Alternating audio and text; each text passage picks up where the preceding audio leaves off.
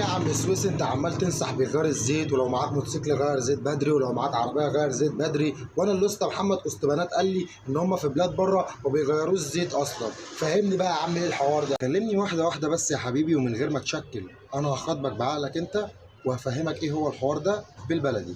خرافه كبيره جدا منتشره وجيت اتكلم عليها النهارده، وهي ان بلاد بره ما بيغيروش زيت. اللي كتير يا سويسي في بلاد بره مفيش حاجه اسمها تغيير زيت، كلهم بيزودوا الزيت. هتكلم معاكم بالبلدي ومش هنتكلم بالورقه والقلم، بالبلدي كده. لو الزيت ما بيتغيرش ليه الخواجه هيعمل طبة صرف؟